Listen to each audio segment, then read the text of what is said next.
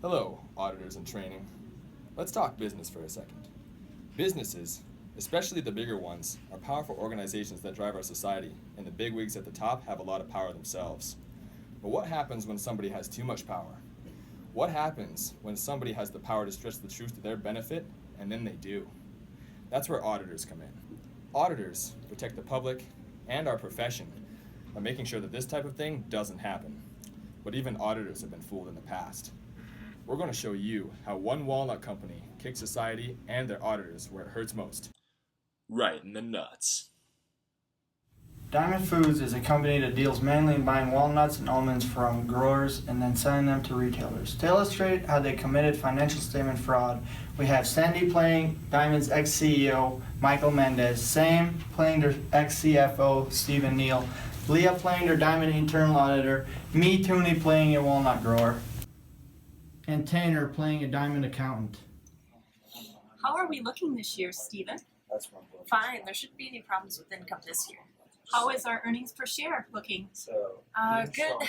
Nothing has changed recently. And how are we doing with our growers? Great, everything's paid up and relations are looking really good. Glad to hear it. As long as our earnings per share are up and we have good relationships with the growers, I'm happy. Plus, we'll get some extra nice bonuses if our stock prices stay up. I do love those bonuses. I'll make sure everything's on the up and up. Thanks, Steve. Here you go. This should cover this year's shipment. This doesn't look like it's going to cover this year's shipment. What do you mean? It's the same price we've paid the last couple of years. You must not have been told, but walnut prices are worth a lot more now, and their price per pound have gone up. Take a look at this. What? We can't afford this. What will our investors think? This is going to bring earnings per share way down, and then I won't get my bonus. But I can't let these growers go either. We've had good relations for too long. Plus, Michael will be really mad if we lose them. So what if I were to pay you in installments over the next year? I don't see why that wouldn't work. As long as we get the market value for the walnuts, there's no problem. Great, let me get back to you on the details. Okay, sounds good. Hey there, how's it going? Well, pretty good. Business as usual. You? Well, not so great actually. It's looking like we're going to have to owe a lot more than usual in walnuts from here on out. Well, that's not good. Our stock price is going to take a hit. Not if I can help it. What I want you to do is make 2 payments in the coming year to pay off the growers for this year's shipment, but record them as advance payments on future shipments. That way no one has to know how much we're really set back, and quarterly earnings per share will still beat analyst estimates. Isn't that kind of thing against standards? Don't worry about it, no one will know. Mr. Neal, that's fraud. I won't do it. Now listen here, little missy. You will do it, or you're out of here. Understand? Fine. Yes, sir.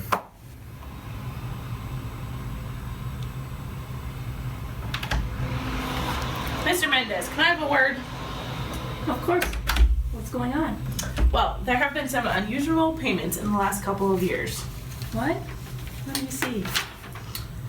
These payments here are recorded as advance payments on future shipments, but they add up to the cost of shipments in the prior year. Did you authorize this? I did. I don't see the problem with it. The problem is that these expenses have been recorded in the wrong period. A lot of our year-end figures have been reported wrong for these past couple of years. Why didn't Deloitte pick up on this during their audit of the company? They may have been missing some information. This is extremely fraudulent work, Mr. Mendez. You, the company, and anyone else involved in this are going to take a huge hit for it. I wish you'd thought about that before you signed off on this. So just to clarify, in case you didn't understand anything, what Stephen Neal did was he didn't want to pay the full increased price for the walnuts right away. So he paid it off in 2 separate installment payments, but he passed them off as advance payments on future shipments so they wouldn't look like expenses for the prior shipments. And Mendez didn't provide everything that Deloitte needed to complete their audit, and so Deloitte got in a lot of trouble for not catching everything. But Deloitte should have been doing more things as well. They should have increased substandard testing for material weaknesses in internal controls, because if Mendez and Neal had enough power to do what they did, then there were obviously weaknesses in internal controls. And when they found out that walnut prices were increasing, they should have increased substantive testing in other areas.